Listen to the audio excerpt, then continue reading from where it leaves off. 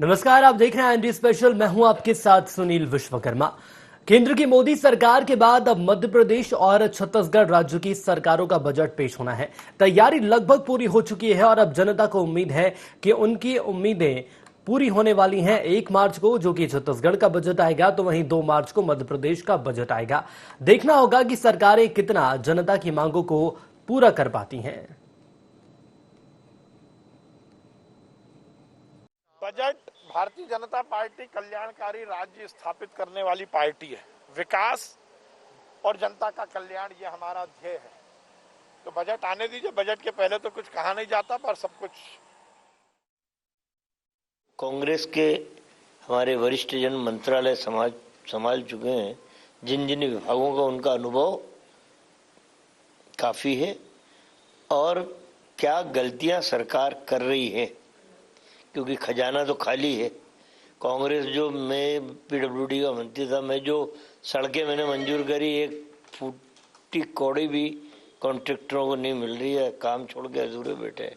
ऐसे नगरीय प्रशासन विभाग, विद्युत विभाग, तमाम सारे विभागों को, उन मंत्रियों को और हमारे विधायकों ने प्रश्न लगा दिए हैं। ध्यान आकर्षण के सब विषयों की तैयारी भी है। महत्वपूर्ण विषयों पे धारा के अंतर्गत हमें बात उठाना, उसकी भी तैयारी है। तो तैयारी जबरदस्त है। तो आसमान छूती महंगाई, और यदि हम आम जनता की बात करें, साथ ही घरेलू महिलाओं की बात कर ली जाए, तो लगातार परेशान नजर आ रही हैं क्योंकि महंगाई तेजी से बढ़ती जा रही है। और यदि बजट की बात करें तो 1 मार्च को छत्तीसगढ़ का बजट आने वाला है, वहीं 2 मार्च को मध्य प्रदेश सरकार अपना बजट पेश करने वाली है। देखना होगा कि जो जनता की उम्मीदें हैं, उन उम्मीदों पर सरकार आखिर कितना खरा उतरेगी। और बात करेंगे सबसे पहले मध्य प्रदेश की। हमारे साथ हमारे संवाददाता संदीप मिश्रा लाइव जुड़ रहे हैं। संदीप, मैं समझना चाहूंगा आपसे, केंद्र का बजट आ चुका है, लेकिन बात यदि मध्य प्रदेश की करें तो मध्य प्रदेश सरकार अपना बजट पेश करने वाली है और सीधा सरोकार आम जनता से बजट का होता है। आम जनता की इस बजट से क्या अपेक्षाएं? बिल्कुल सुनील, इस बात में कोई शक नहीं है। जब बजट आता है तो उससे लोगों को उम्मीदें होती हैं, अपेक्षाएं होती हैं, और वो उस बजट में कितना खरा उतरता है लोगों की उम्मीदों में और अपेक्षाओं में, ये तो वक्त बताता है। 2 तारीख को बजट आ रहा है। लोगों की एक बार फिर से अब प्रदेश सरकार से काफी उम्मीदें हैं, अपेक्षाएं हैं। इस वक्त हम न्यू मार्केट में है, हमारे साथ बहुत सारे व्यापारी मौजूद हैं, अभी भी बने हुए हैं। हम उनसे बात करेंगे क्योंकि 2 तारीख को बजट आ रहा है। 2 तारीख को जब बजट आएगा तो उसको लेकर के आप लोगों की काफी उम्मीदें होंगी, अपेक्षाएं होंगी कि आपके लिए भी बहुत कुछ होगा। सीएम शिवराज अपने पिटारे से लेकर के आएंगे, तो किस तरह से उम्मीदें हैं आपकी? सर, उम्मीदें सबसे पहले तो हमें जीएसटी में राहत दी जाए, सबसे पहले, क्योंकि हम नोटबंदी, और नोटबंदी के बाद आपका कोरोना काल आ गया, जीएसटी आ गया। इसके बाद जो हमारे व्यापार पे जो मार पड़ी है, उसको सुधारने का अभी तक कुछ भी नहीं आया है। तो इसको सुधारने के लिए जीएसटी में हमें रिलीफ दिया जाए। दूसरा, पेट्रोल, डीजल और गैस, जो सबसे बड़ा इशू बना हुआ है आज की डेट में, कि गैस, देखिए, गैस जो है, रसोई गैस, महिला से लेके हर होटल से लेके हर जगह इस चीज की जरूरत है। और ये आज लग्जरियस प्रोडक्ट नहीं है, ये आदमी की बेसिक नीड है। बेसिक नीड में ही सुधार जरूरी है। अगर आप इसको कंट्रोल कर लेंगे, आप बनाइए ना, शराब में आप टैक्स बढ़ाते जाइए, क्या दिक्कत है? लोग सैनिटाइजर पी रहे हैं आज की डेट में, वो मर रहे हैं। आप तो बढ़ाओ, शराब पे आप जितना लगा सकें, तंबाकू पे जितना लगा सकें लगाइए। क्यों? उससे प्रदेश भी सुधरेगा, देश भी सुधरेगा, अगर जितने लोग बचेंगे। अब इसके बाद अपन देखें तो आप बजट में जो पैसा है, हमसे जो आप टैक्स के रूप में पैसा लेते हैं, उसको आप वीआईपी, सांसद, विधायक जितने भी हैं, इनका टोल फ्री नहीं करिए। दूसरी चीज, इनके ट्रेन के जो आप टिकट्स में डिस्काउंट देते हैं 50% का, किस लिए? क्या ये आम जनता से बराबर नहीं है? क्या आम जनता से बढ़कर हो गए ये लोग देश के लिए? आप खुद सेवा के लिए उतरिए, इसके लिए फायदा मत लीजिए देश का। और इसके अलावा मैं बोलूं तो जैसे बैंकिंग सेक्टर में देखें, आज आपने, मोदी जी ने बोला कि आप नोटबंदी को वो करिए, साकार करवाइए। तो हमने पीओएस मशीन्स लगाई अपने दुकानों पे, अपने व्यापार के लिए। अब पीओएस मशीन्स में हमें 2.5% कस्टमर्स के चार्जेस देना पड़ते हैं, सर्विस टैक्स देना पड़ता है। वो क्यों दें हम भाई? हम क्यों दें? हम अपनी तरफ से क्यों दें? वो एक सेवा आपने चालू करवाई है, हमने चालू नहीं कराई थी। उस सेवा को प्रदान करने के लिए आपने हमें मोटिवेट किया, कस्टमर को मोटिवेट किया कि आप कैशलेस इंडिया बनाइए। तो कैशलेस इंडिया बनाने के लिए आप उसमें लाइए कि सारे पीओएस मशीन्स पे जितने बैंक चार्जेस लेते हैं सब बंद करिए। क्रेडिट कार्ड की सुविधा बैंक कस्टमर से लेना, हमसे क्यों लेता है भाई? डेबिट कार्ड पे, आजकल डेबिट कार्ड पे 0.4%, 2.1% क्या चार्जेस हैं भैया? बैंक को सुविधा हम दे रहे हैं, पैसा हम दे रहे हैं, एक नंबर में पैसा हम दिखा रहे हैं और व्यापार फिर वापस हम चोर हो जाते हैं। कोई भी आज की डेट में आप देख लें तो कोई भी जीएसटी वाला हो या कोई भी डिपार्टमेंट वाला, वो आके धौंस देता है, नाप लेंगे हम तुम्हें। तो ये जो चीजें हैं, सरकार देखिए बोल रही है आत्मनिर्भर बनाने की बात, आत्मनिर्भर सिर्फ कागजों पे चल रही है। कोई व्यक्ति आत्मनिर्भर नहीं बन पा रहा है इस महंगाई के कारण और आप लोगों की नीतियों के कारण। महंगाई की बात आती है सुनील, महंगाई जब जिस तरह से पूरे शबाब पर है तो लोग कहीं न कहीं परेशान है, आम जनता हो या दुकानदार हो। हमारे पास और भी यहाँ पर व्यापारी हैं। भाई साहब, महंगाई बार बार सवाल उठता है, महंगाई की बातें उठती हैं। अभी भी हमारी आपसे पहले भी बात हो रही थी, जिस तरह से महंगाई पूरे चरम पर आई है, तो अब किस तरह से समस्याएं देखते हैं आप? देखिए साहब, देश के और प्रदेश के लोगों को सरकार से राहत की बहुत सारी उम्मीदें हैं, लेकिन कंटिन्यू मैं देख रहा हूं कि इसी महीने में आप देखेंगे तो 4 से 5 बार पेट्रोल के रेट बढ़े हैं और इसी महीने में 100 रुपए सिलेंडर पे बढ़ा है। आप समझ नहीं सकते हैं कि एक सिलेंडर पे 100 रुपए बढ़ना कितना वो है। कहने को उनको तो ये भी नहीं मालूम होगा शिवराज जी को कि सिलेंडर का मूल्य क्या होगा, लेकिन ये आम जनता जानती है कि उसको क्या भुगतना पड़ रहा है। उसकी रसोई पे फर्क पड़ रहा है, उसकी दुकान पे फर्क पड़ रहा है, उसके व्यापार में फर्क पड़ रहा है, पेट्रोल डीजल से कितना फर्क पड़ रहा है, सब चीजों पे। हम लोगों के ट्रांसपोर्टेशन में कितना फर्क पड़ रहा है, हम लोगों का भाड़ा ज्यादा बैठता है। हर चीज व्यापारी सर्वाइव करता ही करता है। जीएसटी की बार बार बात आती है, कभी पब्लिक कहती है कि हम जीएसटी दे रहे हैं, व्यापारी कभी कहता है कि हम देते हैं। जीएसटी का आखिर सबसे बड़ा ये कहीं न कहीं विवाद क्यों उठता है? देखिए साहब, मैं ये कहना चाहूंगा, जैसे नरेंद्र मोदी जी ने कहा था एक देश और एक टैक्स, तो क्यों नहीं वो पेट्रोल और डीजल पे भी जीएसटी लागू कर देते हैं। उनको करना चाहिए पेट्रोल और डीजल पे। ये तो उनकी मंशा में फेर नजर आता है मुझे कि उनने पेट्रोल और डीजल को जीएसटी के स्लैब में नहीं डाला। और भी कई ऐसी चीजें हैं। व्यापारियों को आपने देखा कि कोरोना के दौर से जूझा है, कितना व्यापारी सबसे ज्यादा जूझा है कोरोना के दौर से, क्योंकि उसकी दुकान बंद रही, उनने जो रेंट पे रहते हैं उनने रेंट भी दिए, और बहुत सारी चीजें ऐसी हैं जो जैसे बिजली का बिल भरा, सैलरी दी, सर्वेंट्स की फुल सैलरी, एक मानवता के नाते उनने सब कुछ किया। व्यापारियों ने दान भी किया, सब मतलब जितनी खुद की शक्ति थी उससे ज्यादा किया व्यापारियों ने। उसके बाद व्यापारियों को एक उम्मीद थी कि शायद फिर बाजार खुलेगा और बाजार उठेगा और सरकार से कुछ हमें सहयोग मिलेगा, लेकिन सहयोग नहीं, यहाँ पे मार मिल रही है। बिल्कुल, आपने एक बड़े मार्मिक पहलू की बात की, क्योंकि 7-8 महीने तक लॉकडाउन चला। इस दौरान बिल्कुल सबसे ज्यादा कहीं न कहीं व्यापारी वर्ग पीड़ित बन के उभरा है। तो उससे अभी तक आप लोग उबर पाए? क्योंकि सरकार जिस तरह से कहती कि अब प्रदेश उबर चुका है, अगर व्यापारी उबर चुका होगा तब तो प्रदेश उभरेगा। देखिए सर, प्रदेश नहीं उभरा है। अभी जो मुझे तत्काल में मालूम पड़ा है तो मंत्रियों के बंगले उभरे हैं, करोड़ों रुपए मंत्रियों के बंगलों में खर्च कर दिए गए हैं, जो अगर वो बाजार में और बाजार की नीतियों में खर्च कर दिया तो शायद बाजार का सुधार हो जाता। मतलब आप देख सकते हैं कि अगर व्यापारियों को कोई भी राहत दी हो। मैं तो शिवराज जी से प्रश्न करना चाहता हूं कि बता दें, ये 8 महीने के कार्यकाल में, 8 महीनों के दौर में व्यापारियों को कोई सहूलियत मिली हो उनके द्वारा? उनने ये कहा कि 6 बजे बाजार बंद कर दो, बाजार खोलने के बाद उन्होंने कहा 7 बजे बाजार बंद कर दो। मेरा तो ये कहना है, मेरी पर्सनल ऐसी राय है कि जितनी देर ज्यादा बाजार खुलेगा उतना फुटफॉल उसका बढ़ेगा। फुटफॉल ऐसा बढ़ेगा कि जो 4 घंटे में कस्टमर आता है वो 10 घंटे में आएगा बाजार में। वो उस चीज को समझना नहीं चाहते। मेरे को आज कोई सामान की जरूरत होगी तो मैं तो आऊंगा बाजार में, पर लेकिन 4 घंटे में भीड़ इकट्ठी करने से बजाय उसको 10 घंटे में डाइवर्ट कर दिया जाएगा अगर, तो 10 घंटे में वही कस्टमर 10 घंटे में आएगा वह सामान लेने यहाँ पे। ये बजट को माना जाता है कि आत्मनिर्भर मध्य प्रदेश पर फोकस होगा। आत्मनिर्भर बजट का मतलब ये कि आत्मनिर्भर, हर व्यक्ति आत्मनिर्भर होगा, वो चाहे आम आदमी हो या व्यापारी हो। और आत्मनिर्भर तभी हो सकता है आदमी जब व्यापारी भी मजबूत होगा, सुदृढ़ होगा, क्योंकि वो जब लोगों को ज्यादा से ज्यादा रोजगार देगा तभी लोग आत्मनिर्भर होंगे। तो आप क्या मानते हैं, क्योंकि कितना इस टाइम पे आप लोग मजबूत हुए तब तो आप दूसरे को रोजगार देंगे? आत्मनिर्भर भारत की बात होती है, उसमें मुख्यतः ये देखा जाता है कि प्रदेश की जीडीपी कितनी है। जीडीपी को ऊपर उठाने की बात की जाती है। जीडीपी ऊपर उठी या नहीं उठी, इतने सरकारी आंकड़े मुझे नहीं मालूम, लेकिन गैस, डीजल, पेट्रोल, मैं यहाँ पे ये जीडीपी को इससे जोड़ना चाहूंगा। गैस, डीजल, पेट्रोल बेतहाशा महंगे कर दिए गए हैं, जिसकी मार आम आदमी के ऊपर पड़ रही है। कुछ सालों पहले अगर आपको याद होगा, दिग्विजय सिंह सरकार गई थी बीएसपी की वजह से, जिसको कहा जाता था बिजली, सड़क, पानी। आज ये सरकार जाएगी तो जीडीपी की वजह से जाएगी, जिसको मैं कहूंगा गैस, डीजल और पेट्रोल। देखा सुनील, आपने यहाँ व्यापारियों ने सभी तरह की अपनी बातें रखी है, अपना भी दर्द रखा है, आम जनता का भी दर्द रखा है, सभी तरह के पहलुओं को यहाँ पर समझाने की कोशिश की है। काफी उम्मीदें हैं इनको 2 तारीख को जो बजट आ रहा है। बिल्कुल संदीप, ये साफ तौर पर कहा जा सकता है कि उम्मीद तो तमाम है, लेकिन यहाँ पर तमाम व्यापारियों ने अपनी व्यथा भी बता दी है कि आखिर जो अर्थव्यवस्था लगातार गिरती जा रही है इसके क्या पहलू हैं, और बजट से उम्मीदें भी बता दी हैं कि आखिर जो रणनीति इनके द्वारा बताई गई है यदि वो अख्तियार की जाती है तो कहीं ना कहीं व्यापारियों का भला तो जरूर हो ही सकता है। और संदीप, हमारे साथ आप जुड़े और आपने तमाम जानकारी हमारे साथ साझा करी, इसके लिए आपका बहुत धन्यवाद। और चलिए आगे बढ़ेंगे मध्य प्रदेश के बाद अब हम बात करेंगे छत्तीसगढ़ की, जहां बजट 1 मार्च को पेश होने वाला है। सीएम भूपेश बघेल राज्य का बजट पेश करेंगे।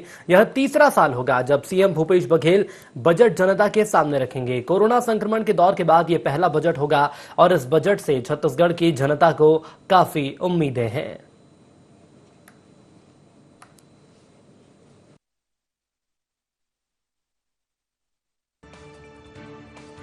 केंद्र का बजट हमने देख लिया, सब माइनस में है, और मैंने उस दिन विधानसभा सारे आंकड़े हमने रखे हैं, वो देख लीजिए क्या स्थिति है केंद्र के और राज्य की। जीएसटी हमारा सरप्लस रहा है। जीएसटी कलेक्शन में छत्तीसगढ़ कभी पहले स्थान पे कभी दूसरे स्थान पे रहा है, और जब से लॉकडाउन खत्म हुआ तब से हमारा जीएसटी है वो पिछले वर्ष की अपेक्षा अधिक रही है।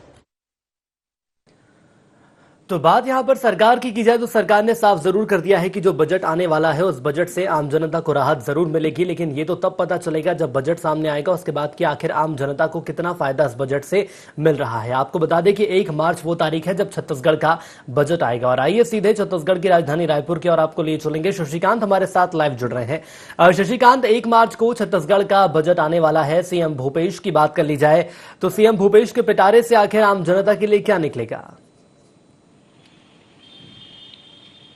जी देखिए, मुख्यमंत्री भूपेश बघेल कल जो है बजट पेश करने वाले हैं, जिसको लेकर जो है पूरी तैयारी कर ली गई है। मुख्यमंत्री भूपेश बघेल तीसरी बार जो है बजट पेश करने वाले हैं। बताना चाहूंगा कि इस बार जो है जो स्वास्थ्य के क्षेत्र है, स्वास्थ्य के क्षेत्र के अलावा जो कृषि के क्षेत्र है को काफी ध्यान रखा हुआ है। इस बार जो है चूंकि कोरोना का संक्रमण था, कोरोना संक्रमण के चलते जो इस बार जो है स्वास्थ्य जो जिस प्रकार के जो स्वास्थ्य था उसको लेकर जो है ध्यान इस बार रखा हुआ है। इस बार जो है स्वास्थ्य को लेकर ज्यादा फोकस किया जाएगा। साथ ही जो है किसानों को लेकर भी इस बार जो है बजट में अच्छी खासी तैयारी करके रखे हुए हैं। साथ ही जो है एजुकेशन को लेकर, एजुकेशन इसके अलावा जिस तरह से एजुकेशन है इसको लेकर भी ध्यान रखा गया। वही जो है कल जिस तरह से बजट पेश करने वाला है मुख्यमंत्री भूपेश बघेल जो है जिस तरह से मध्यम वर्ग है, गरीब वर्ग है, इनको लेकर ध्यान रखा जाएगा। साथ ही जो है जिस तरह से महंगाई भी बढ़ रही है, महंगाई को भी फोकस करते हुए जो बजट है वो पेश किया जाएगा। बताना चाहूंगा कि जिस तरह से जो योजनाएं छत्तीसगढ़ सरकार के द्वारा चल रही है उस योजनाओं का जो क्रियान्वयन, साथ ही जो है किस तरह से आम लोगों तक यह जो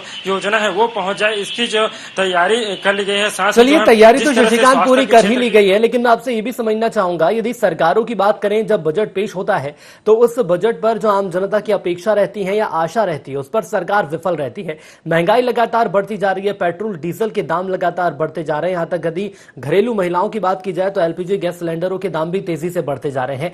महंगाई को रोकने की दिशा में और पेट्रोल की और जो डीजल की कीमतें बढ़ती जा रही हैं, इस दिशा में सरकार के द्वारा क्या कदम उठाए जा सकते हैं?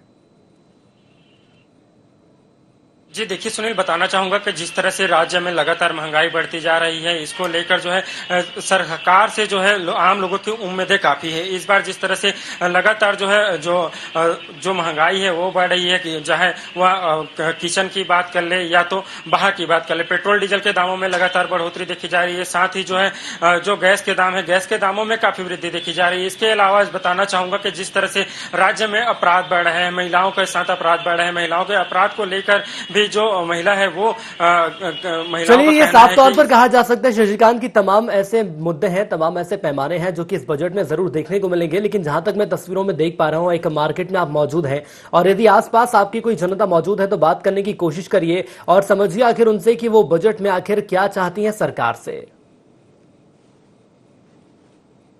जी बिल्कुल, देखिए अभी हमारे साथ कुछ लोग मौजूद है, एक स्टूडेंट मौजूद है हमारे साथ। आप जिस तरह से बेरोजगारी लगातार बढ़ती जा रही है, सरकार बजट पेश करने वाली है, बजट को लेकर क्या उम्मीदें हैं इस बार राज्य सरकार से?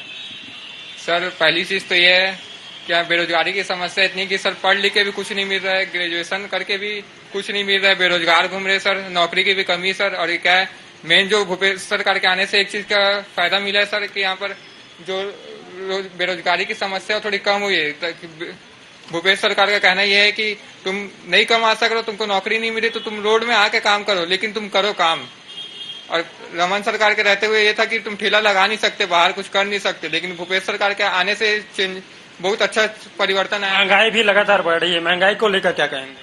सर महंगाई तो दिन ब दिन बढ़ रही है सर। जो खाने पीने का जो मेन तेल का कीमत हो गया, पेट्रोल का कीमत हो गया सर, जो रोजमर्रा की जिंदगी में जो अपने को चीज यूज करनी है, जो चीज लगती है वो इतनी उम्मीद क्या है सरकार से? कल बजट पेश करने वाली है, क्या उम्मीद रखते हैं? सर उम्मीद तो यही करेंगे सर कि जो हमको जो डेली यूज में जो लग रहा है उस चीज का वैल्यू कीमत कम हो जाए। जाहिर है जिस राज्य सरकार बजट कल पेश करने वाली है, लोगों की उम्मीदें काफी है। उनका कहना है कि जिस तरह से महंगाई बढ़ रही है, साथ ही जो है जो बेरोजगारी बढ़ रही है, बेरोजगारी को लेकर भी जो राज्य सरकार है वो उसकी ध्यान देना चाहिए। जी शशिकांत, यदि हम तमाम सेक्टर्स की बात कर लें तो आखिर सरकार बजट पेश करने वाली है, कौन से वो सेक्टर्स होंगे जिन्हें तवज्जो दी जा सकती है सरकार के द्वारा?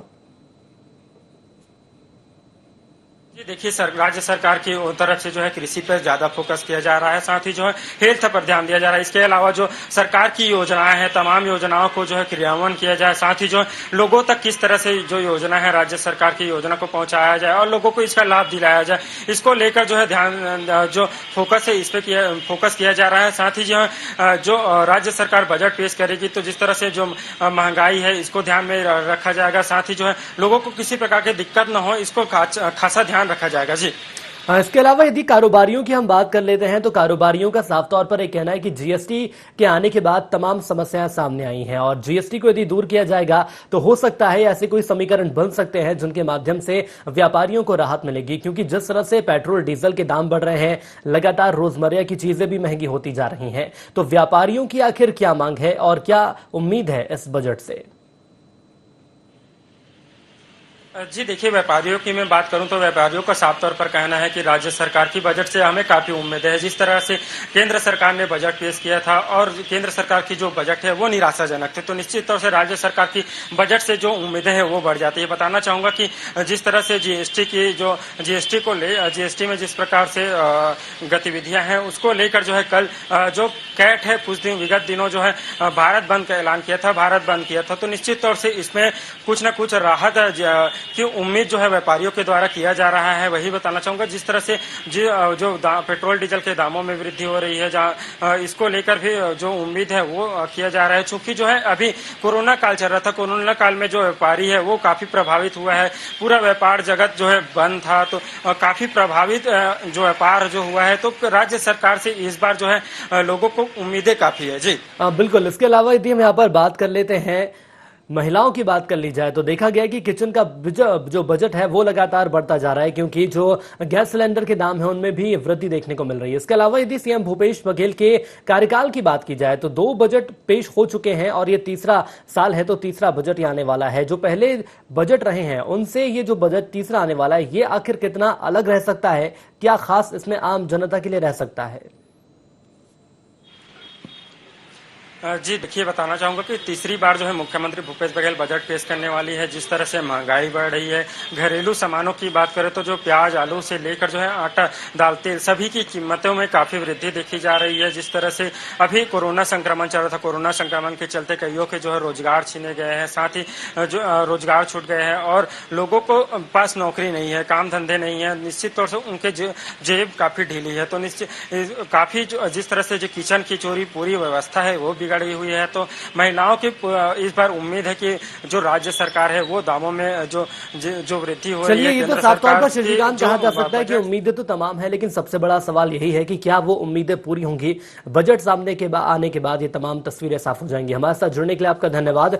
तो आपको बता दें कि 1 मार्च को छत्तीसगढ़ सरकार के द्वारा बजट पेश किया जाने वाला है। आम जनता की बात कर लें या व्यापारियों की बात कर लें, इस बजट से तमाम उम्मीदें हैं। देखना होगा कि इस उम्मीद पर सरकार सफल होती है या नहीं। चलिए आगे बढ़ेंगे और बात करेंगे सीएम भूपेश की। आपको बता दें कि सीएम भूपेश बघेल राज्य का बजट 1 मार्च को पेश करने वाले हैं और यह तीसरा साल होगा जब सीएम भूपेश बघेल बजट जनता के सामने रखेंगे। कोरोना संक्रमण के दौर के बाद यह पहला बजट होगा और इस बजट से छत्तीसगढ़ की जनता को काफी उम्मीदें हैं। राज्य सरकार कल बजट पेश करने वाली है। बजट को लेकर जो है इस बार हेल्थ में काफ़ी उम्मीदें हैं। इस बारे में ज़्यादा चर्चा करने के लिए हमारे साथ जो है हॉस्पिटल बोर्ड के अध्यक्ष डॉक्टर राकेश गुप्ता मौजूद है। सर, इस बार जो है मुख्यमंत्री भूपेश बघेल कल बजट पेश करने वाली है, हेल्थ पे किस तरह से फोकस रहेगा, क्या उम्मीद है इस बार हेल्थ को लेकर? आने वाले वर्ष में 3 नए मेडिकल कॉलेज खुलने हैं। केंद्र सरकार ने उसके लिए बजट का प्रावधान किया है। हमें लगता है कि राज्य सरकार की हिस्से की राशि और वहाँ की अधोसंरचना के लिए इस राज्य सरकार के बजट में प्रावधान होगा। कोरोना काल में डॉक्टर्स ने बहुत अच्छा काम किया है, सरकारी अस्पतालों की भूमिका अग्रणी रही है। वहाँ पर इन दिनों जो अधोसंरचना की कमी देखने में आई है, उसके लिए भी बजट का प्रावधान होगा। स्वास्थ्य कर्मियों और डॉक्टरों के लिए कुछ मांगे हैं वेतन वृद्धि को लेकर, उसमें भी कुछ इस प्रकार की बात रहे तो हमें लगता है कि बजट सभी लोगों के लिए अच्छा रहेगा। सर, कोरोना काल में जो है इस बार काफ़ी प्रभावित हुआ है जो हेल्थ है वो, और कई जो इलाज के लिए भी प्रभावित हुआ है, तो इसको लेकर क्या कहेंगे? देखिए, मेडिकल कॉलेज में तो अधोसंरचना है, लेकिन जो जिला अस्पताल और कम्युनिटी हेल्थ सेंटर में कुछ कुछ चीज़ों की ज़रूरत होती है, स्टाफ की वृद्धि होनी है, वो हो जाए तो हमारी प्रदेश की पूरी की पूरी स्वास्थ्य व्यवस्था को दुरुस्त करने में मदद मिलेगी। जो जनहित की योजनाएं हैं, जैसे मोबाइल मेडिकल यूनिट है या फिर दवाइयों के वितरण के लिए जेनरिक दवाइयों के केंद्र हैं, उनको बढ़ाए जाने की ज़रूरत है ताकि सस्ती और सुलभ दवाएं उपलब्ध हो सकें सभी जिला स्तर और तहसील स्तर में भी। सर, वेतन विसंगति को लेकर आपने बताया है, ये कई हड़ताल भी इसको लेकर हुए हैं, तो वेतन विसंगति को लेकर क्या उम्मीद है राज्य सरकार से? देखिए, न केवल डॉक्टर्स का बल्कि पैरामेडिकल वर्कर्स का और दूसरे वर्कर्स की, नर्सेस की हड़ताल भी हुई डॉक्टर रमन सिंह के कार्यकाल में। वो मांग अभी तक लंबित है।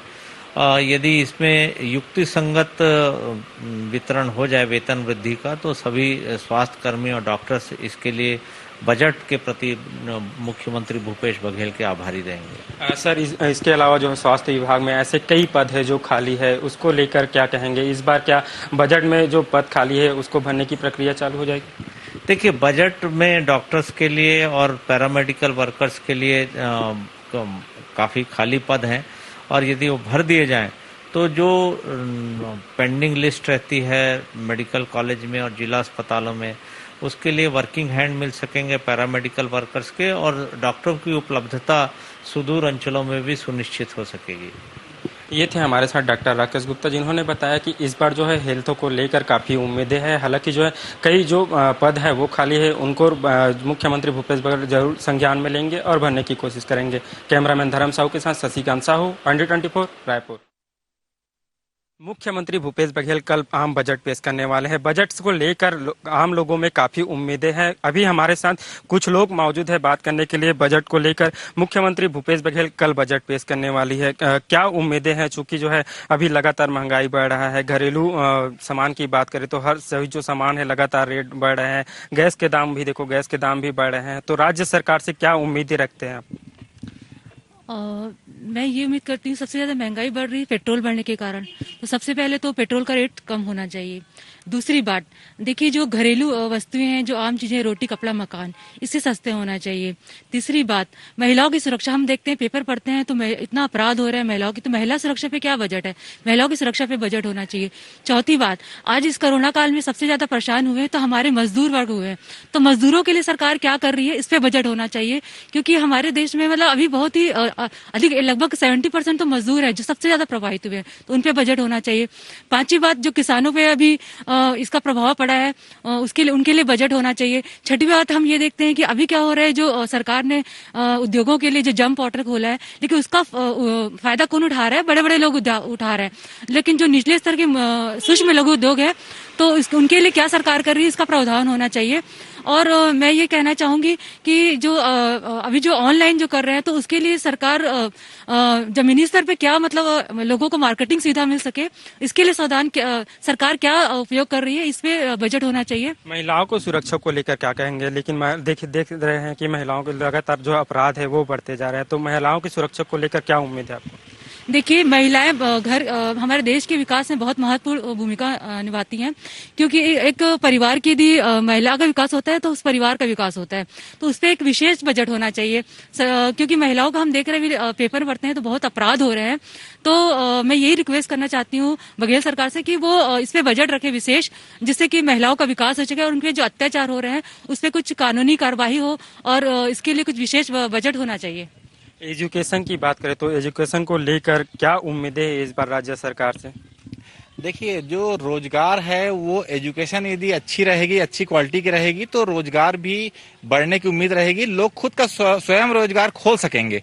तो एजुकेशन सिस्टम तो उच्च क्वालिटी की होनी चाहिए, हाईटेक होनी चाहिए और शायद विश्व लेवल की होनी चाहिए। यहाँ पे आप देख सकते हैं कि एजुकेशन लेवल सिर्फ बिजनेस पैटर्न बन गया है। निजी स्कूल वाले सिर्फ बिजनेस करने लग गए हैं।